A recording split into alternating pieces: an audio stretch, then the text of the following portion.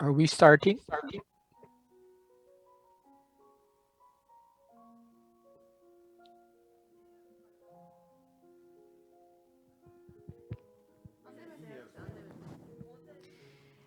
Ladies and gentlemen and distinguished guests, welcome to the 5th International Conference on Learning. Mesdames, Messieurs, bienvenue à la 5e conférence internationale sur les villes apprenantes. Nous allons lancer notre séance dans quelques instants. Si vous êtes connectés en ligne, préparez-vous, nous allons démarrer dans quelques instants.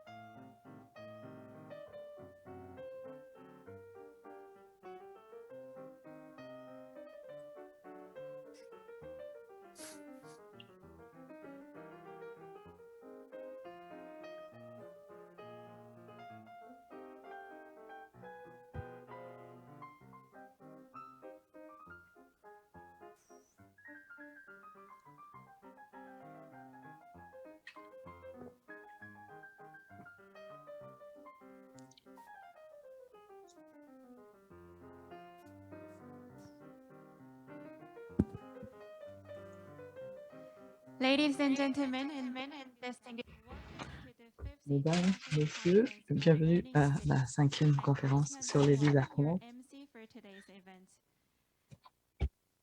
Now we are going to move on to day 3 parallel thematic session under the Nous allons démarrer les 3 séances parallèles consacrées à l'apprentissage tout au long de la vie pour lutter contre le changement climatique. Pour les personnes qui sont connectées en ligne, vous pouvez envoyer vos questions par le biais du chat. Je vais donner la parole à notre modérateur. Notre modérateur, c'est M. Roberto Guevara. Bonjour à tous, vous avez la parole. Merci infiniment. Bienvenue. Je voudrais remercier les organisateurs de l'Institut de l'UNESCO pour l'apprentissage tout au long de la vie. Nous avons eu des difficultés à surmonter en raison de la pandémie. Il a fallu que nous réapprenions à apprendre, comme l'a dit M. Levin et le professeur Marcoska. Il y a énormément de déperdition de savoir pendant cette pandémie. Et en même temps, nous avons beaucoup appris lorsqu'il s'agit de l'éducation en dehors des murs des écoles, l'éducation informelle. Il est très important de savoir d'où on se place. Moi, je me trouve actuellement à Melbourne et je rends hommage à nos anciens. Je suis arrivée à Melbourne au début des années 90. Je suis restée depuis et je suis très respectueux et admiratif de la culture locale. Et je vous demanderai de vous présenter, de nous dire où vous vous placez, où vous vous trouvez. Nous avons une réunion de type hybride. Certains sont à Yantou, d'autres sont connectés par le Zoom et d'autres suivent la diffusion en direct. C'est une façon de se contacter, de parler ensemble, mais c'est aussi une façon de demeurer là où nous avons plongé nos racines. Je sais que tout le monde n'est pas logé à la même enseigne lorsqu'il s'agit du climat. Oui, le climat se réchauffe et il va falloir trouver des solutions, trouver des sources d'énergie renouvelables pour surmonter ce changement climatique. Alors, où en sommes-nous en matière d'apprentissage tout au long de la vie face au changement climatique? Nous allons commencer par pencher sur ce qui est fait aujourd'hui. C'est très important de commencer à recenser ce que l'on sait plutôt que de toujours se concentrer sur ce que l'on ne sait pas. Il faut savoir apprécier ce que l'on a et construire toutes des nouvelles solutions sur ces bases-là. Je vais vous présenter nos intervenants. Aujourd'hui, ils vont s'exprimer et ensuite, nous aurons une conversation et nous nous pencherons sur les 4 questions qui nous ont été posées. La première, quel est le rôle de l'apprentissage lorsqu'il s'agit d'assurer un avenir durable pour tous, pas seulement une économie durable, mais un avenir durable pour tous. Deuxième question, l'apprentissage dans le contexte du changement climatique. Troisième sujet, que peuvent faire les citoyens pour parvenir à cet avenir durable et comment est-ce que les villes peuvent accompagner leurs habitants dans cette quête de durabilité et grâce à un apprentissage tout au long de la vie. Je vais présenter les intervenants autour de rôle. Je serai poli, ils auront 8 minutes. Je ne serai pas trop sévère. Vous aurez le temps de finir et lorsque chaque intervenant aura terminé,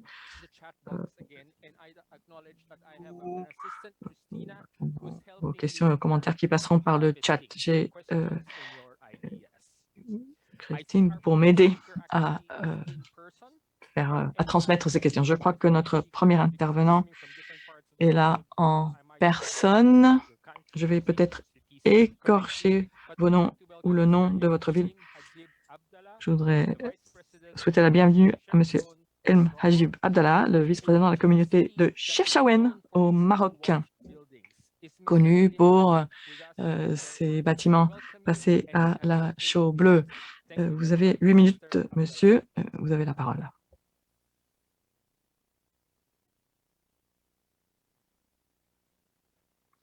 We can't hear you.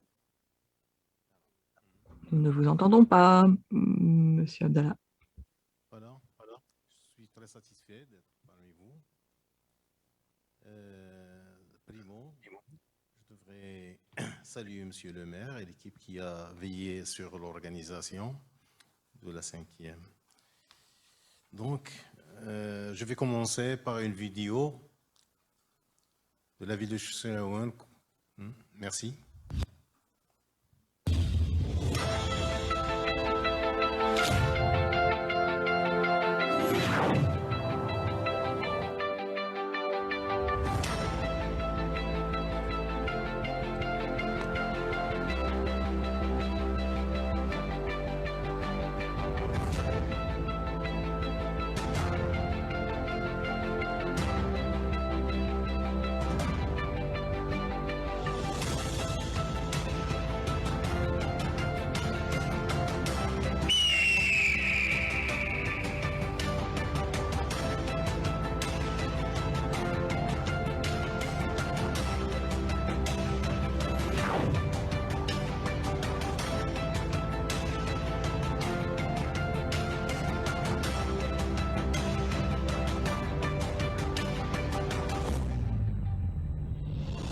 نشتغل جميعا لتكون مدينة شفشاون مدينة صديقة للبيئة والمناخ، مدينة مستدامة، مدينة مدمجة. لدينا برنامج عمل لتنزيل أهداف التنمية المستدامة على الصعيد المحلي.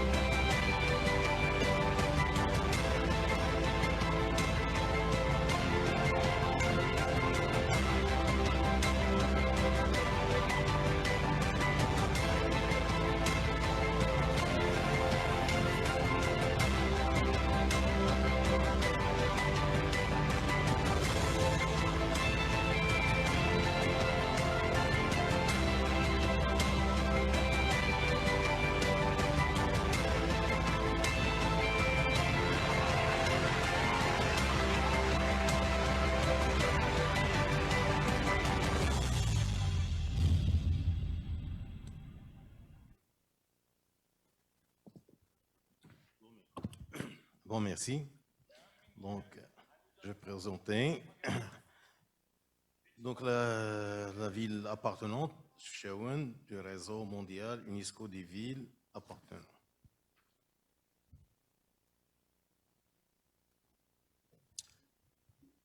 Opérationnalisation du concept de la ville apprenante au niveau de la commune de Chefchaouen. Présentation de la ville de Chefchaouen.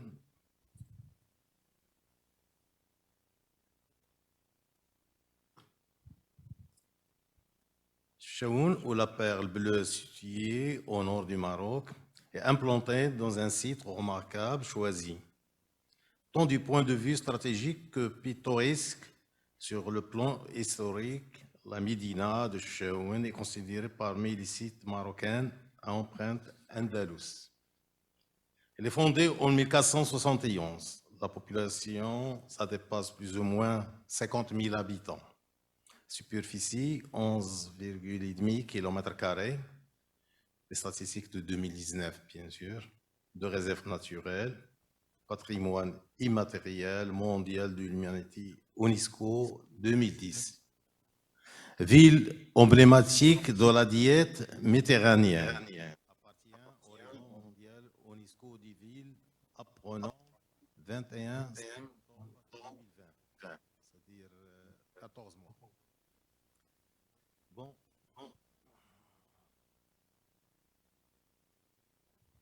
Les infrastructures et actions réalisées. Donc, pour les axes, il y a la gouvernance, entité et instance. Donc, les actions, sont la mise en place d'un conseil participatif de l'énergie et du développement durable, le conseil municipal des jeunes, le budget participatif, création du comité du parité et d'égalité des chances et approche genre, valorisation du patrimoine et animation culturelle. Donc, le deuxième axe, c'est l'infrastructure d'apprentissage, un centre info énergie, le musée de la diète méditerranéenne, le centre écologique, c'est-à-dire écocentre, la maison municipale de la musique, la maison des associations. Le conseil participatif pour l'énergie, le climat et l'environnement. L'idée du conseil participatif pour l'énergie, le climat et l'environnement est une idée pionnière et une expérience unique que la commune de Chefchaouen vise par son inclusion dans le projet à incarner l'incarnation concrète de la démocratie participative et impliquant la société civile dans l'accompagnement, suivi et prise des décisions liées à la politique énergétique de la commune. Ce conseil permet de proposer, de suivre et évaluer les actions durables en intégrant la société civile et les associations de quartier à l'élaboration des projets de durabilité de la commune.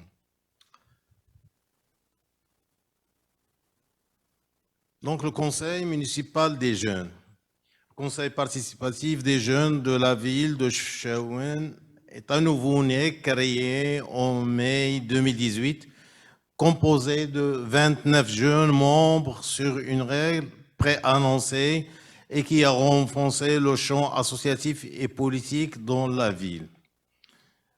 Peut-être qu'on se demande pourquoi 29.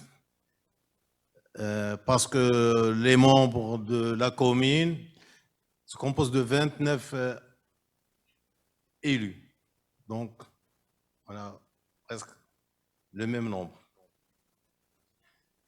Renforcer le champ associatif et politique dans la ville, c'est une initiative citoyenne lancée par la commune visant à intégrer les jeunes et à les initier aux affaires locales. Le comité de suivi s'est ouvert à tous les jeunes de la ville âgés de 18 à 35 ans, de différentes affiliations politiques et associatives dans le but d'impliquer toutes les activités jeunesse afin d'enrichir la commune d'un groupe de jeunes. Le Conseil a noué des partenariats avec les acteurs de la société civile et politique pour renforcer sa position de force de propositions consultatives ainsi que d'organes de suivi des affaires publiques locales de la ville et des différents programmes de développement.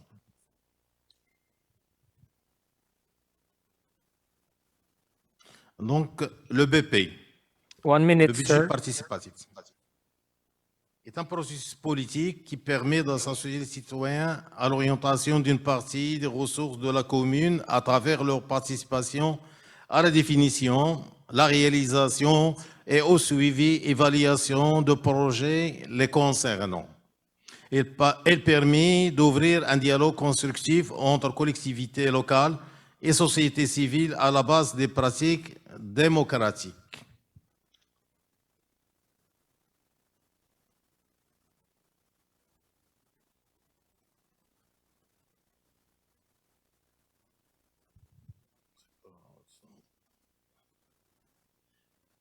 Donc, projet, budget participatif.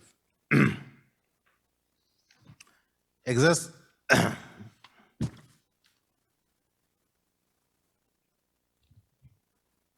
Donc, on a sauté ça. Are you able to wind up, sir? Comment? Est-ce que vous êtes prêt? Est-ce que vous êtes prêt à conclure, monsieur? Votre temps de parole est écoulé. Excusez-moi.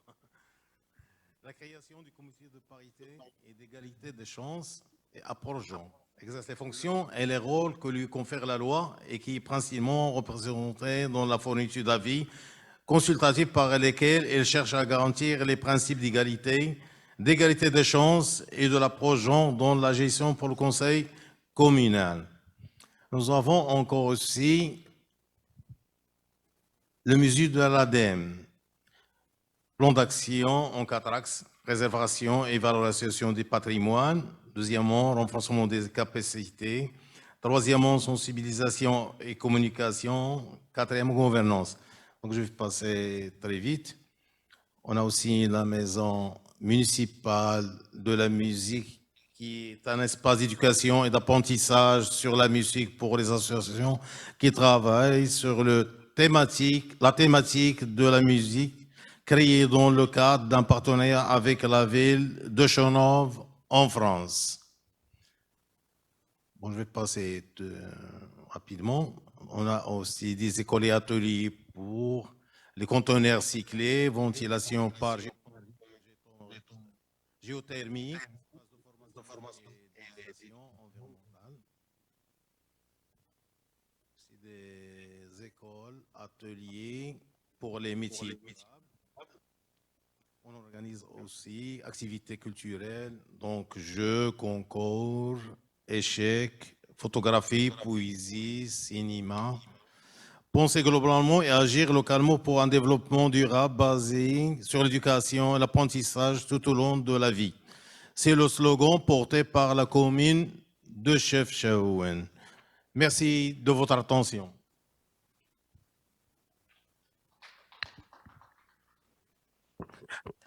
Thank you very much, Mr. Abdallah. Merci beaucoup, Monsieur Abdallah. Je suis désolée de vous avoir interrompu. C'était très intéressant de voir la vidéo et de voir également avec votre présentation comment à Chefchaouen vous avez pu insister sur la valeur de cet espace, de cet endroit, comment préserver cette commune en vous occupant des personnes. Et j'ai entendu plusieurs fois le mot partenariat, partenariat avec les jeunes, avec les citoyens, et s'assurer qu'il y a une égalité de chance. Et c'est très important. Je crois que vous avez donné le ton, vous nous avez donné en fait une idée de la raison pour laquelle cet endroit est important, et vous avez parlé de processus pour valoriser un endroit. Ce n'est pas seulement romantisé, mais c'est quelque chose de vivant et qui fait face aux défis. Vous avez parlé des questions d'énergie et également de traitement des déchets. Merci beaucoup. Y a-t-il des questions sur la présentation de Monsieur El-Majid Abdallah? Vous pouvez les inscrire dans l'encadré chat et on attirera mon attention sur ces questions. Nous allons passer à l'orateur suivant. Alors, nous passons du Maroc et j'espère que certains d'entre vous seront au Maroc. Il y aura la 7e conférence Confintea au Maroc. Donc, nous allons maintenant passer au Japon. Et je voudrais accueillir une amie, collègue. Nous avons travaillé longtemps ensemble dans l'éducation au développement durable, Madame Miki Konishi, et qui est maintenant à l'Université des Nations Unies, coordinatrice du programme Innovation et Éducation à l'Institut pour l'étude avancée de la durabilité. Et c'est un secrétariat pour le Centre régional d'expertise pour l'éducation au développement durable. Avant d'avoir rejoint l'UNIAS, elle a travaillé dans le secteur privé et dans le domaine universitaire. Nous avons travaillé ensemble d'ailleurs à Okayama sur un projet. Alors Miki, je vous souhaite la bienvenue. Vous avez votre temps de parole de 8 minutes. Merci de votre présentation. Je m'appelle Miki Konishi. Je suis donc à l'Université des Nations Unies, Institut pour l'étude avancée de la durabilité. J'ai travaillé au gouvernement local de la ville d'Okayama, membre du réseau des villes apprenantes, et je suis heureuse de faire partie de cette 5e conférence internationale, et je voudrais remercier la ville de Yangtze et UIL de m'avoir donné cette occasion. Comme vous pouvez le voir, la présentation est composée de 4 parties. D'abord, la présentation de RCE, Centre régional d'expertise sur l'éducation au développement durable. Alors, c'est un mécanisme institutionnel pour traduire en action locale les objectifs internationaux. Alors, c'est un réseau multipartite avec des institutions de différents secteurs, y compris les gouvernements locaux. Alors, c'est une plateforme et un laboratoire d'idées pour faciliter le dialogue international. Alors, c'est reconnu par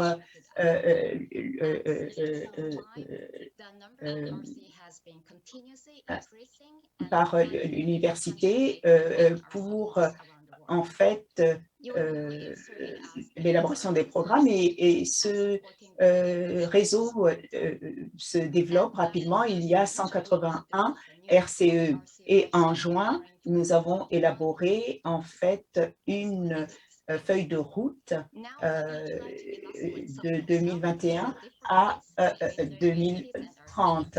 Alors, les points communs et les différences entre les villes apprenantes et les RCE. Alors, les deux fonctionnent comme mécanisme pour traduire l'agenda de développement durable mondial en action locale et contribuent également à atteindre les ODD. Alors, les approches, les points d'entrée entre les villes apprenantes et les RCE sont différentes, mais en fait, ce sont des approches ascendantes et descendantes qui sont importantes pour avoir des communautés et des villes durables. Et les réseaux locaux peuvent créer des synergies en mutualisant leurs efforts. Maintenant, quelques exemples de bonnes pratiques en matière d'action climat. Alors, de 2015 à 2019, à peu près 480 projets ont été signalés couvrant l'ODD 4, l'éducation, et mis à part l'objectif 4, il y a 137 projets qui ont contribué à l'action climat, l'ODD 13, ce qui indique un niveau élevé d'intérêt pour cette question importante. Et l'UNU-IAS a publié un document intitulé « Tackling Climate Action at Local Level, Education for Sustainable Development Projects for the Global RC Network ».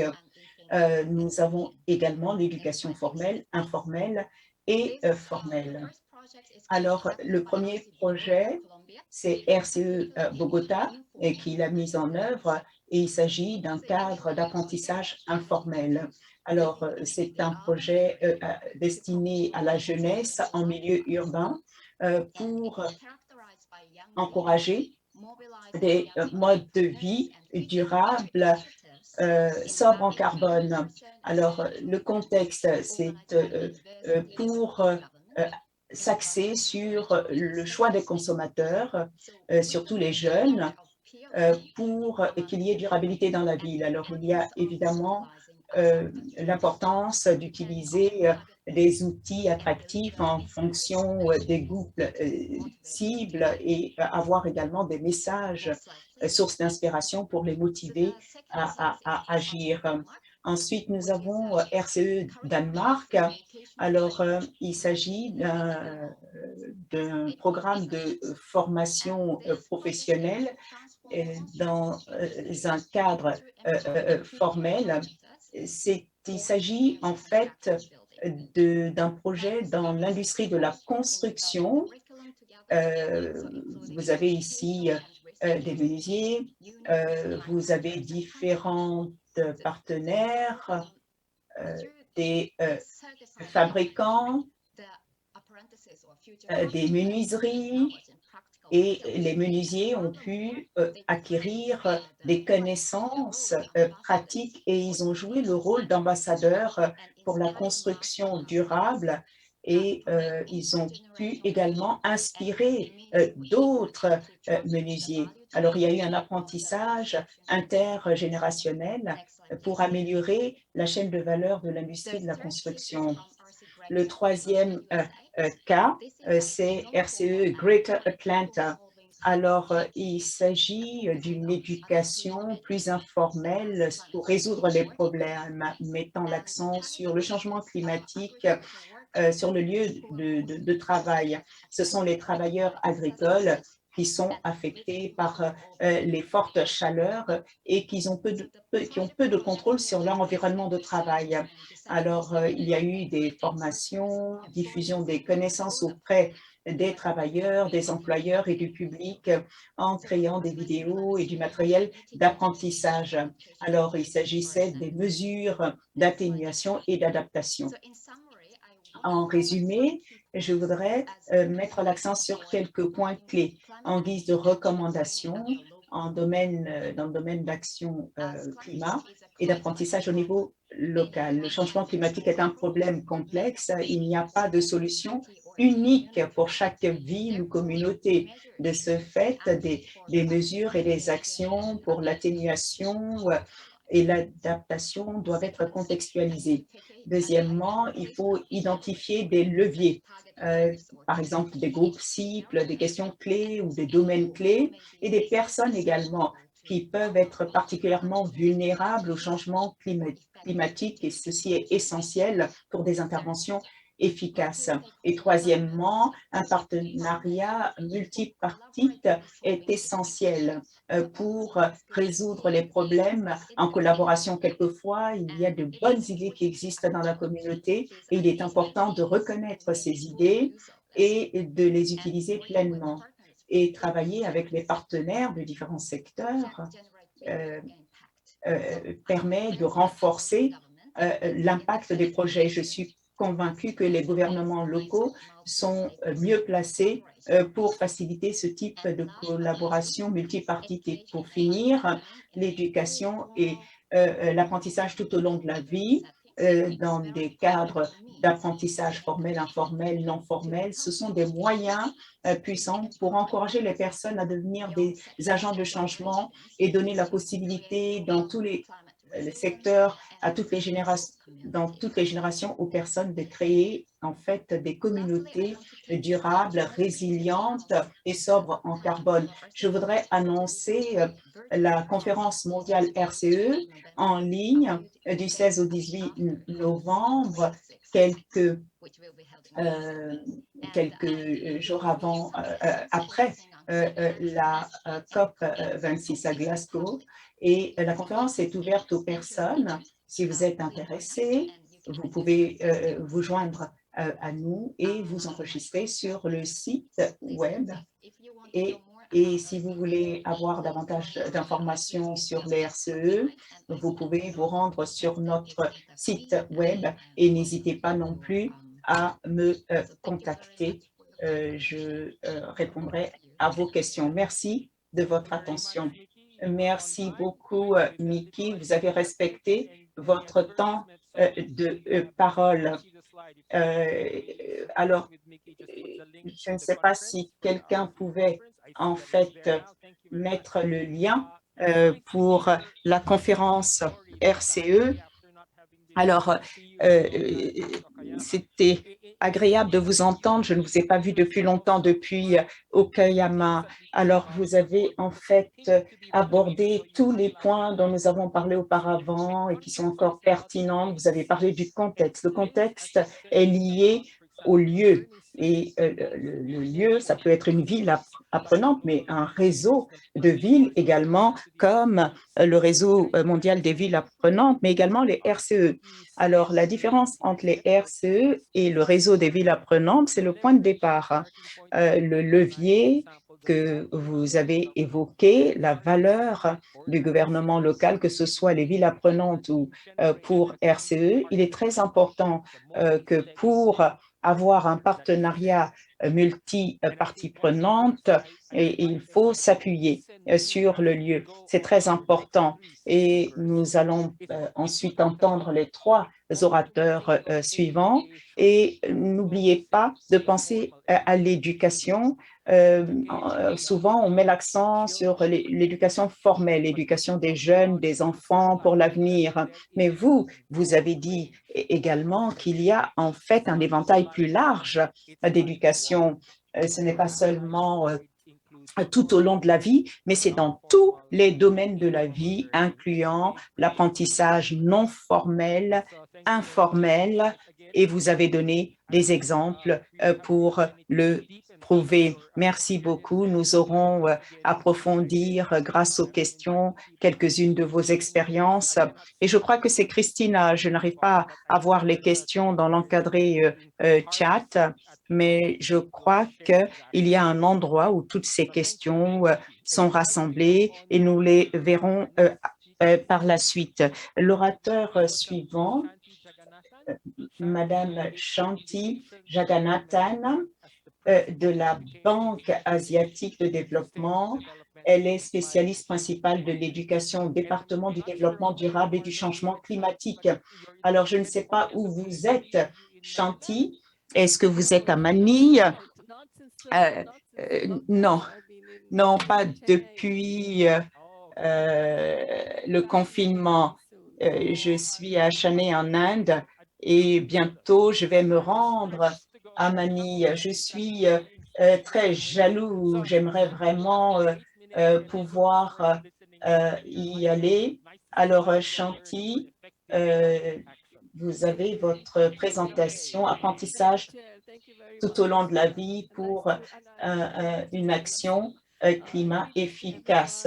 Bonjour à tous, merci à ceux qui nous rejoignent aujourd'hui. Merci au nom de la Banque asiatique de développement de nous donner l'occasion de faire cette présentation. Et je voudrais mettre l'accent sur l'importance de l'éducation pour lutter contre le changement international. Alors, à l'échelle internationale, on sait que l'éducation est un facteur déterminant pour l'éducation au développement durable. La conférence de Rio, le sommet de Johannesburg, la décennie des Nations Unies pour l'éducation au développement durable ont contribué à élaborer ce programme, et la présentation de Nikki a montré toutes les activités qui sont menées dans ce domaine, et la COP26 est un jalon d'ailleurs pour permettre d'amplifier les engagements dans ce domaine. Alors, lorsqu'on regarde le lien éducation-changement climatique,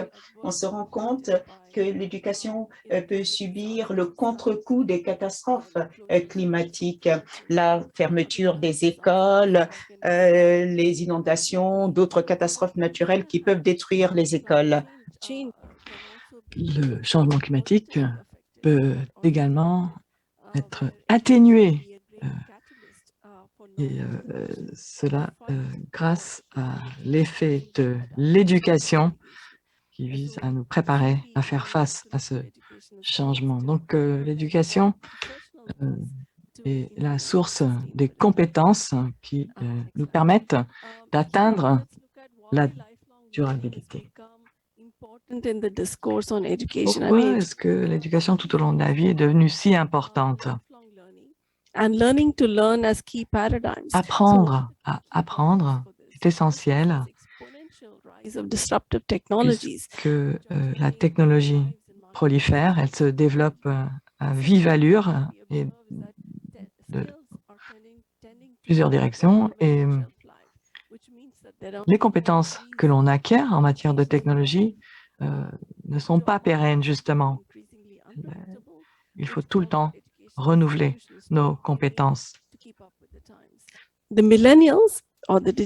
Pour les jeunes natifs du monde du numérique, il est essentiel de savoir apprendre. Ils seront amenés à apprendre tout au long de leur vie.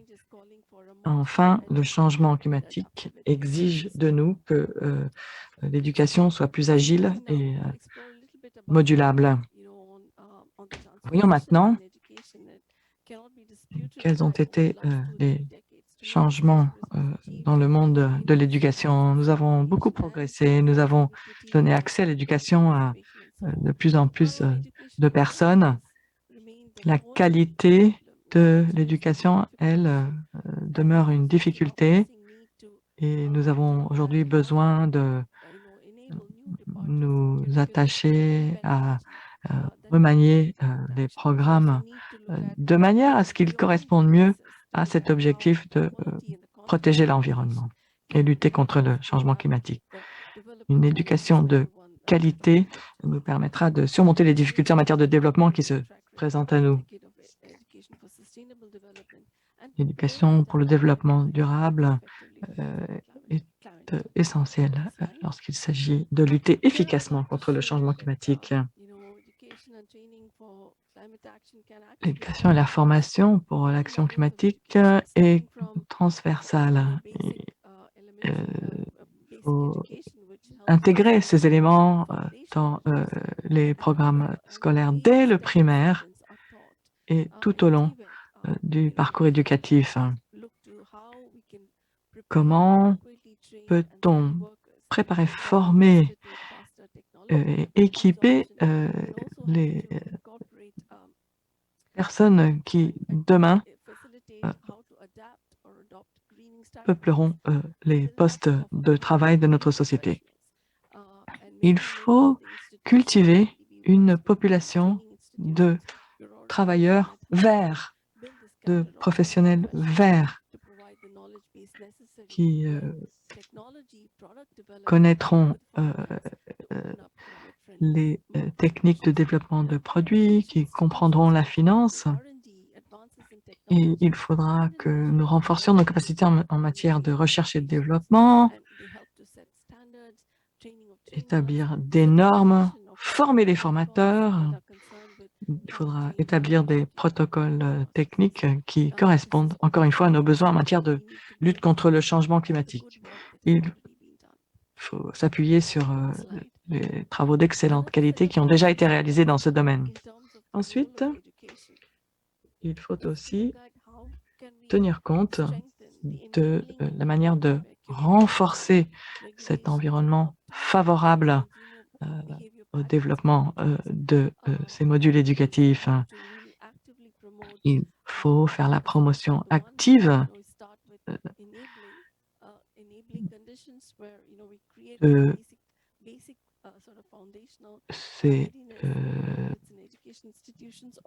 formations qui préparent nos jeunes à nous assurer un développement durable. Et puis, il faut créer les conditions ou des approches durables, que ce soit des éco-villages ou des produits et des services soucieux de l'environnement, ou une croissance à faible émission de carbone.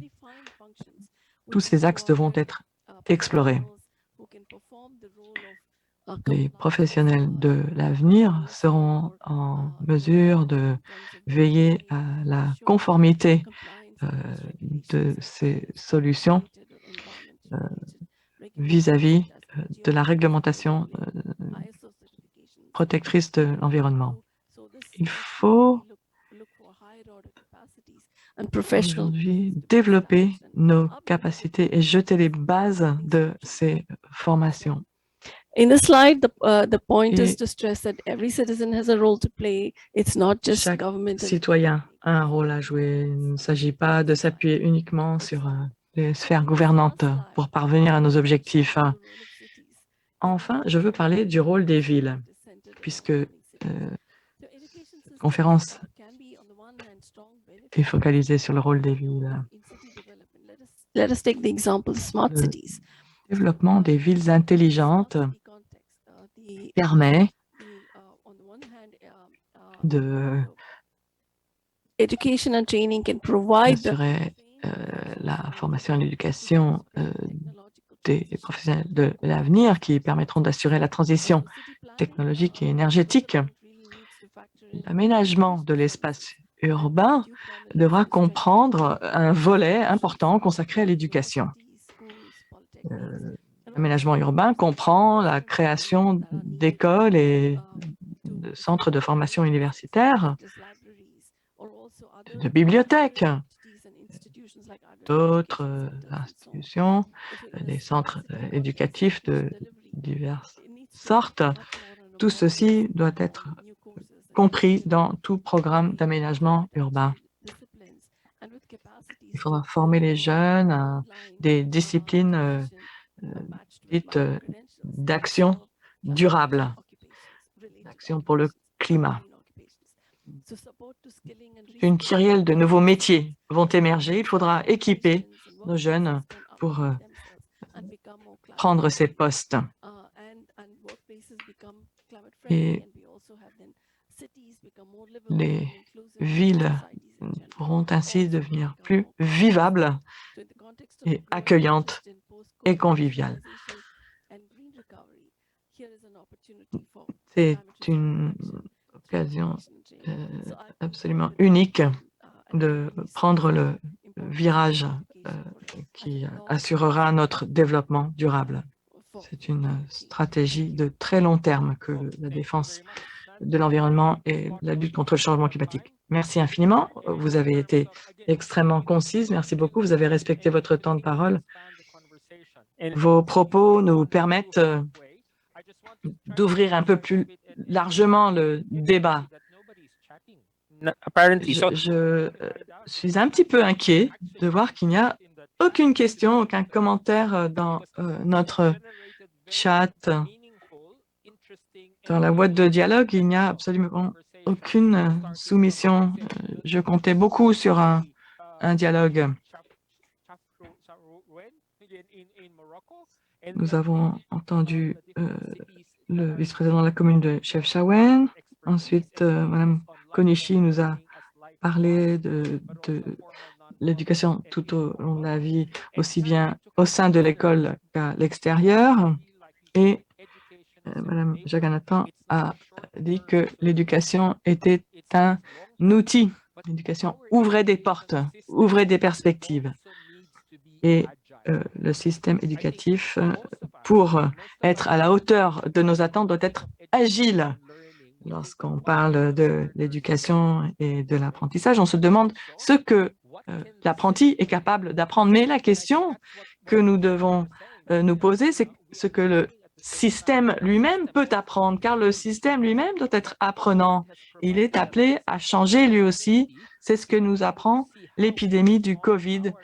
Nous sommes maintenant obligés d'élaborer des systèmes réactifs qui évoluent. Encore une fois, nous avons assisté à une déperdition des connaissances pendant l'épidémie. Ah, une question vient de surgir. Je dois présenter notre intervenant suivant. Il s'agit de Jürgen. Est-ce que vous pouvez vous présenter, s'il vous plaît? J'ai peur d'écorcher votre nom. Comment est-ce que l'on prononce votre nom? Il s'agit en fait de M. Ville Tajama. Jürgen Forkel-Schubert, Ville Tajama, respectivement de Hambourg et d'Espoo. Il y a une question, les villes gagnantes de Windham. Je vais soumettre cette question à Chantier, à Miki ou à notre intervenant, M. Abdallah Mjaïd. Que peuvent faire les villes en matière de suivi de notre progrès en matière d'objectifs de développement durable? Réponse de Mme Jagannathan. La localisation est absolument critique. Je prends mon propre pays, l'Indonésie, comme exemple. En Indonésie, nous avons des initiatives visant à localiser ces questions et les réponses des autorités locales. s'occupe de suivre notre progrès en matière d'objectifs de développement durable et il faut arriver à appuyer leurs efforts, car les difficultés sont nombreuses et épineuses. Localiser ces questions permet d'avancer plus vite puisqu'on aborde les questions au bon niveau, c'est-à-dire sur le terrain, au niveau local. Donc, vous considérez qu'il faut que ces questions soient prises à bras le corps sur le terrain et au niveau local. Dans notre programme en Indonésie, nous avons un budget qui est affecté en fonction des performances. Et ça, c'est une incitation extrêmement puissante. Madame Konishi, comment est-ce que vous répondriez à cette question? Comment est-ce qu'on peut s'assurer que le suivi des programmes en matière de développement durable soit réel? Qu'il n'y ait pas de triche. Les objectifs de développement durable sont des défis extrêmement complexes et pour les défis territoriales, il faut communiquer auprès de nombreuses parties prenantes. Tout passe par là et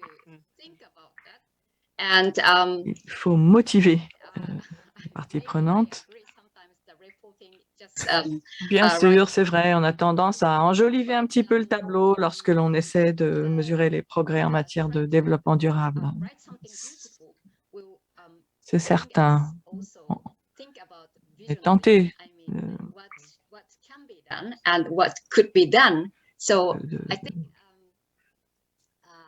d'enregistrer des progrès qui ne sont pas toujours réels. Il faut communiquer au sujet de ces ODD pour faciliter la collaboration et pour s'assurer que cette transformation soit réelle.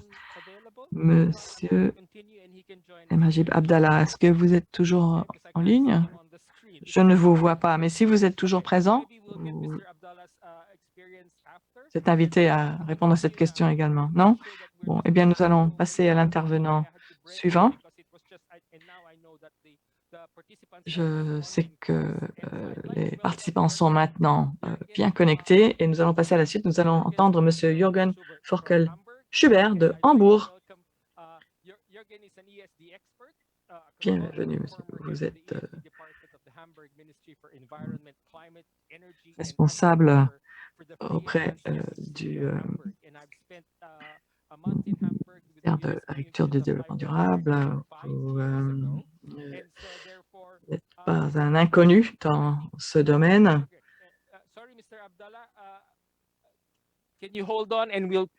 Pardon, Monsieur Abdallah, nous reviendrons.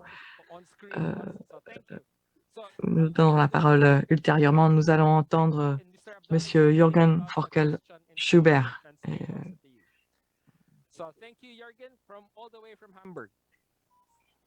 Demandez de patienter un petit peu. Monsieur Jürgen Forkel-Schubert, vous avez la parole depuis Hambourg.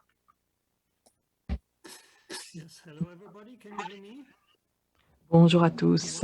J'espère que l'on m'entend bien. Oui, nous vous entendons très bien. Merci infiniment de votre invitation.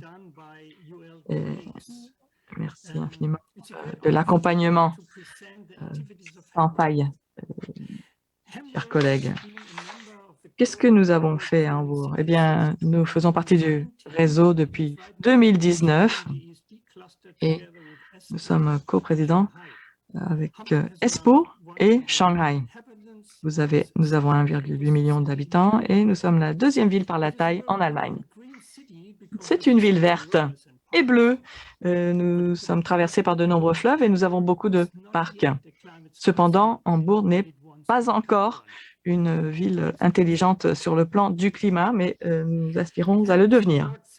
Hambourg est une ville portuaire Et ainsi, nous sommes très vulnérables lorsqu'il s'agit du changement climatique. Depuis 1881, la température de Hambourg a augmenté de plus de 3 degrés.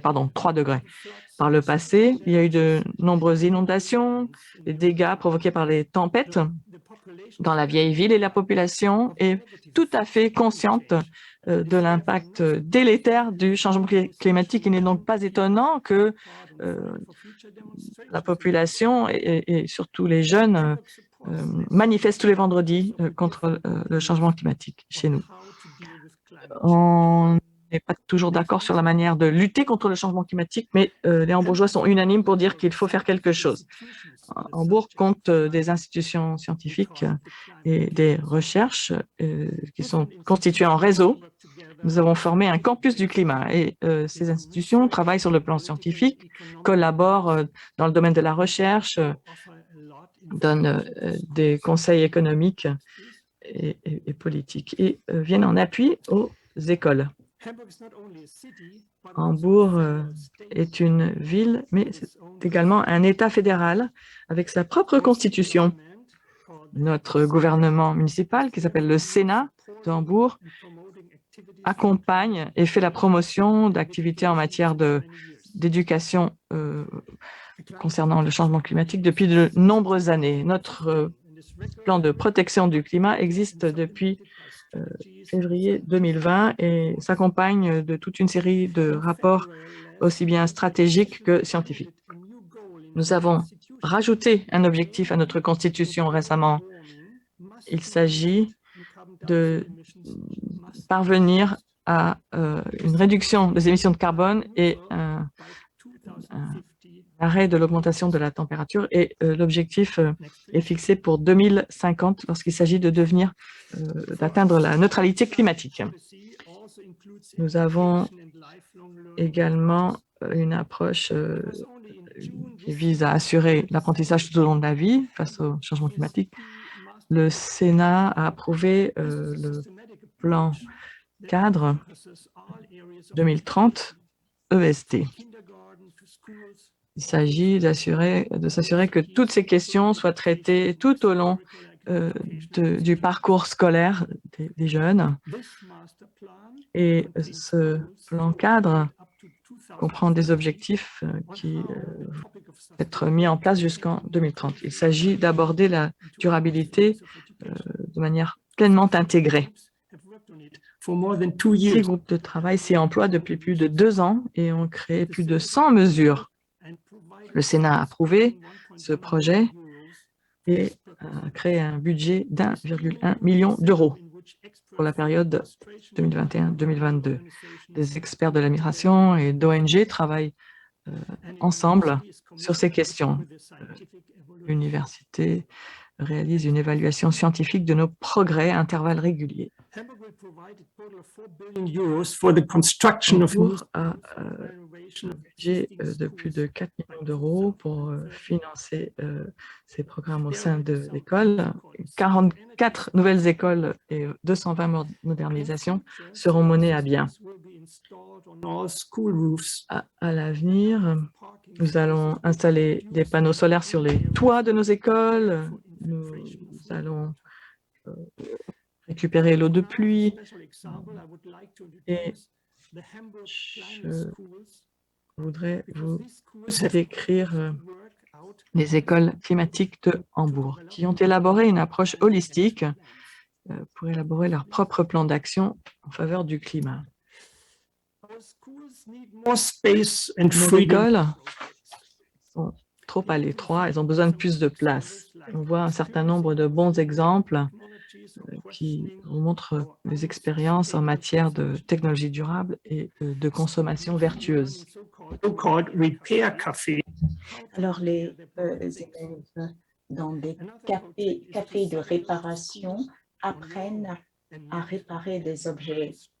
Alors, il faut également leur apprendre à aller à l'école à vélo pour ne pas se faire déposer en voiture par les parents.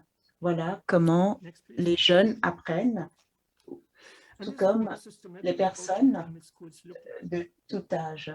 Voici à quoi ressemble l'approche systématique dans l'action climat de l'école. Tout le monde participe, les élèves, les enseignants, le directeur, le personnel, tout le personnel.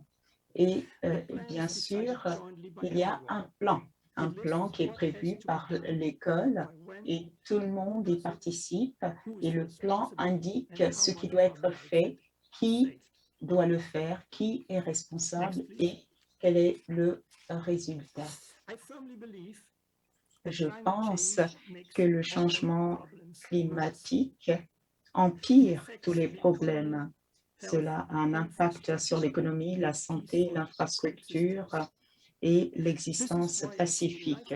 C'est la raison pour laquelle je considère que l'apprentissage tout au long de la vie est clé pour assurer la paix.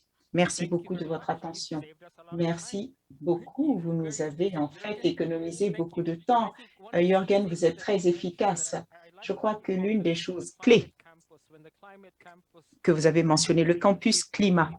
Le campus climat, c'est la ville qui est le campus. Il ne s'agit pas simplement de l'école, mais l'école s'ouvre à la communauté avec certains projets. Vous avez parlé également de l'approche holistique et systémique et vous avez parlé de l'énergie, du transport, de la biodiversité, de la consommation et même le fait de réparer les objets. C'est tellement important. Et l'autre aspect que vous avez réitéré, c'est la valeur du partenariat qui est omniprésent. Alors, je vais inviter le docteur Villeta Jama de ESPO à prendre la parole. Je crois qu'il a répondu la question de Jacques, à savoir les examens volontaires et le vôtre au niveau local est très important. Pour ce qui est des ODD, vous pouvez peut-être l'inclure dans votre présentation. Alors, il est donc participant à l'examen volontaire pour l'agenda 2030. Cela est pris en compte dans la stratégie de la ville. Je vous invite à prendre la parole, Ville. Vous avez 8 minutes. Merci à tous. Nous avons eu des présentations excellentes à ce stade et je voudrais dire que ces présentations nous ont donné une vision holistique, que ce soit internationale, régionale. Et là, vous nous avez donné également un exemple important sur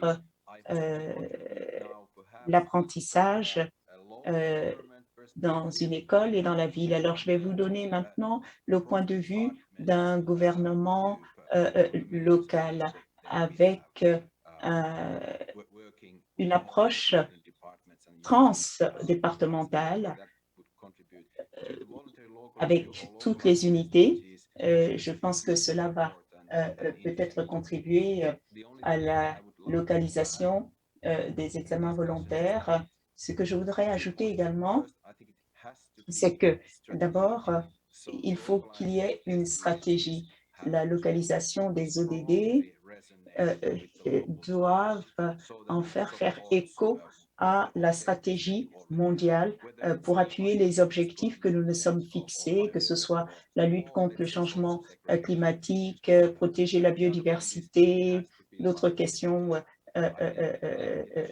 sociales, c'est important. Et comme Chanté l'a dit, dans le processus de localisation, et Mickey aussi l'a dit, la partie communication est très importante pour amener les personnes à s'engager et que le processus participatif soit utile. Alors, voilà, le temps nous manque, donc je vais passer à ma présentation. Pour ceux que ça intéresse, nous sommes donc ici à Espoo, qui est une ville en Europe du Nord. Et l'éthique, c'est de mettre l'accent sur le développement durable. Nous voulons être connus pour cela et c'est ce sur quoi notre maire insiste lorsque nous élaborons des stratégies ensemble. Quelques exemples pragmatiques.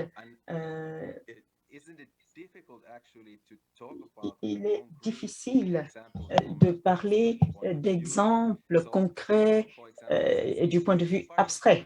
Et ici, il s'agit d'un concept de design participatif similaire un peu à ce que nous avons vu aujourd'hui. Essayer de garder à l'esprit en fait une pelleteuse qui est à côté de la cour, qui travaille et qui est observée par tous les élèves. J'espère que vous pouvez visualiser cela. Et cette pelleteuse est en fait de mettre en œuvre le design des élèves. Ce sont eux qui ont en fait conçu ce à quoi leur cours, la cour de leur école devait ressembler. Et c'est ce que la pelleteuse faisait et c'est pour cela qu'ils étaient intéressés et c'est pour cela qu'ils regardaient. Alors, il y a beaucoup de travail qui doit être fait dans différentes unités, services, départements, entre différentes parties prenantes. Et je dois dire que ce travail est à la fois réjouissant, mais en même temps, cela pose des défis. Encore un autre exemple qui est à Espoo. Alors, il s'agit des jardins urbains.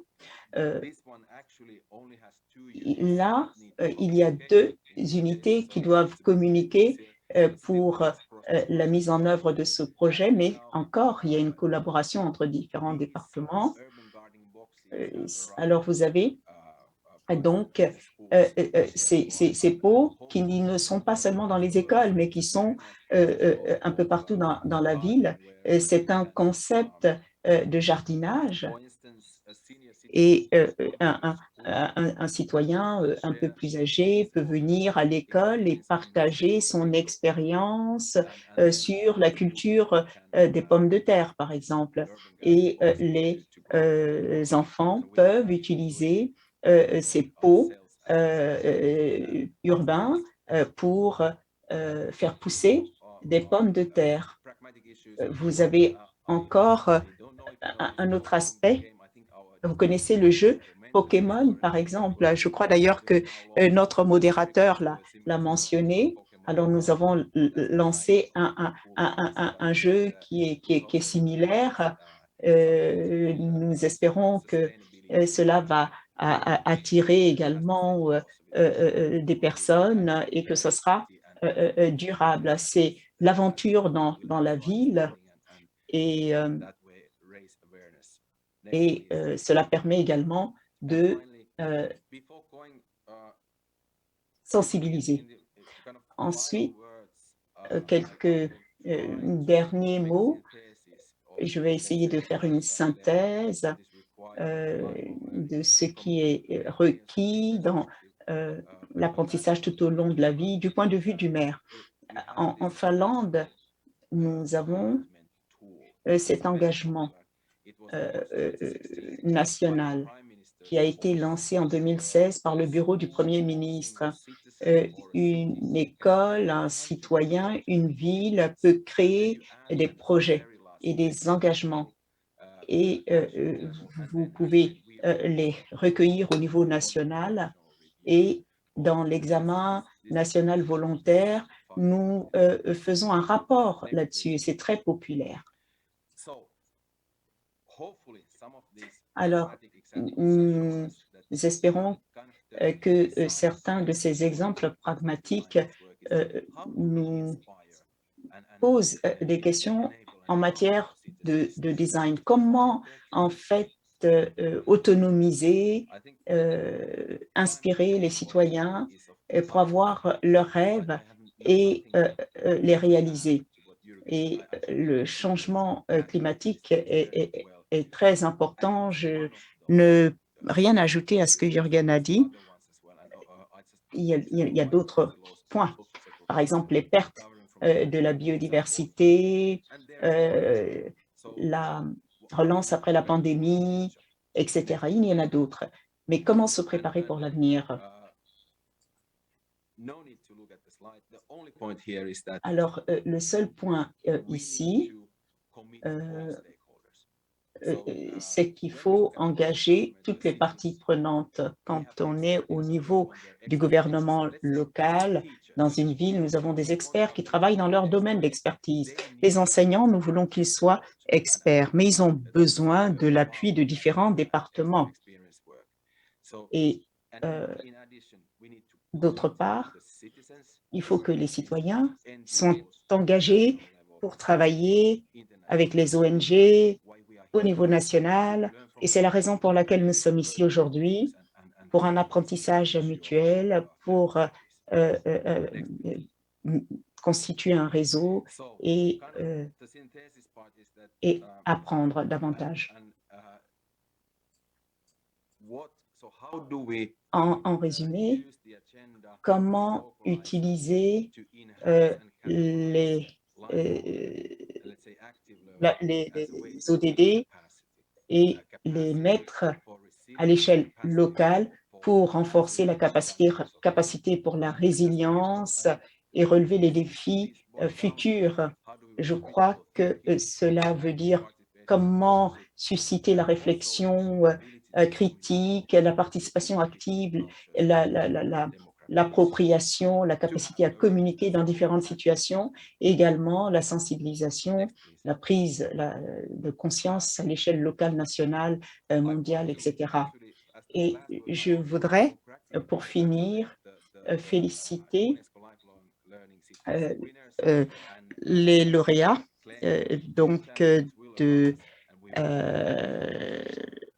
des villes pour l'apprentissage durable. Il y aura de nouveaux défis et nous avons besoin de créer l'avenir.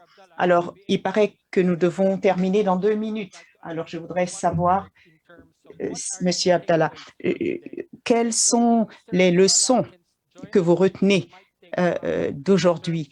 Alors, peut-être que cela peut prendre du temps. Alors, je vais en fait passer la parole à tous les personnes. Le rôle de l'apprentissage, changement climatique, citoyen et ville apprenante. Quels mots? Alors, les gouvernements locaux et les ODD. Comment est-ce que votre ville relève ce défi? Alors, soyez bref, s'il vous plaît, sinon nous serons interrompus. Merci, Monsieur Abdallah. D'accord. Donc, l'apprentissage, je vais prendre comme exemple, c'est la pandémie. Avec la pandémie, maintenant, peut-être elle ne va pas disparaître. Elle va rester toujours. Donc, il faut aller avec. On a trouvé que l'apprentissage, c'est le moyen essentiel pour faire face. C'est compter sur les jeunes, c'est-à-dire l'apprentissage, c'est-à-dire la santé. Et peut-être, c'est dur pour nous, mais c'est une expérience pour les jeunes. Pour résumer les choses, l'apprentissage, c'est le seul outil sur lequel on peut bâtir notre avenir. Et merci. Thank you very much. So the Merci beaucoup. Alors, l'apprentissage. Jürgen a une question, mais je vais essayer de demander un mot, un thème central, et je vais commencer par l'autre contraire, ville. Alors, ensemble, c'est un mot. Apprendre ensemble. Ambiguïté. Alors, apprendre ensemble pour faire face à l'ambiguïté. Chantier. Innovation. Aller au-delà du présent, l'innovation. Oui. Alors, apprendre ensemble pour faire face à l'innovation par le biais de l'innovation. Nikki, coordination chacun doit être un coordinateur pour apprendre et agir. Alors, apprendre ensemble pour faire face à l'ambiguïté en termes de coordination, d'innovation. Et je voudrais vous conclure avec un mot, espoir. Quand on parle d'espoir, ça fait partie du projet d'EDD, éducation étant holistique, comme tous nos intervenants l'ont dit. Villet a dit l'espoir, eh bien, c'est l'appropriation. Tout le monde a parlé de participation, de partenariat, mais c'est également l'autonomisation. Donc, nous devons dire oui, pas de désespoir. Il faut avoir de l'espoir. L'espoir doit être profond. C'est une compréhension du fait que tout est holistique, que nous pouvons faire des choses si nous nous approprions les problèmes, mais il faut le faire à travers la participation et l'autonomisation. Et c'est comme ça que l'on se sent autonomisé. Il faut être heureux d'apprendre. L'apprentissage doit être exaltant. Comme Villet l'a dit, il faut que ce soit gamifié. Alors, à un moment donné, ce soir, vous allez regarder la Lune. La Lune reflète le Soleil et c'est une chose que nous pouvons partager. Nous avons cette vision. Nous voulons un monde où le changement climatique apporte des changements positifs. C'est une question de justice. Vous avez parlé des vulnérables, des marginalisés. Il faut pouvoir faire face à cela avec force, exaltation, à travers le changement éclairé. Nous ne changeons pas seulement à travers le climat, mais également par la façon dont nous apprenons sur notre environnement et l'objectif étant de la durabilité. Je voudrais remercier Chanty, Miki, M. Abdallah, Villet, Jürgen. Merci, cela a été un peu difficile. Je voudrais remercier Christine et toutes les personnes qui sont en coulisses. Il y a tellement de personnes qui nous permettent d'explorer cette autre façon d'apprendre. Et pour ma part, je suis à Melbourne et peut-être que je vais voir Chanty à Manille. Et c'était un plaisir de vous voir aussi, Villet. Monsieur Abdallah, lorsque j'irai au Maroc pour la conférence sur l'apprentissage des adultes en 2022, j'espère vous y croiser. Merci beaucoup. Bonsoir, bonne nuit, bonjour, quel que soit l'endroit où vous êtes. Soyez forts, soyez engagés et nous allons pouvoir nous attaquer aux problèmes à la fois. Ce que nous avons pu faire avec la COVID, nous allons pouvoir nous en servir pour faire face au changement climatique. Peut-être qu'on peut faire une photo du panel. Alors, je ne sais pas qui est à la manette. Je remercie tous les participants. Je vois vos noms, mais c'est tellement difficile de communiquer parfaitement les uns avec les autres. Merci beaucoup aux orateurs et aux modérateurs pour cette excellente session. Alors, il s'agissait de l'apprentissage tout au long de la vie pour l'action climat. Nous allons prendre 10 minutes de pause et nous allons commencer la session parallèle suivante à 11 heures et votre participation est requise. Merci beaucoup.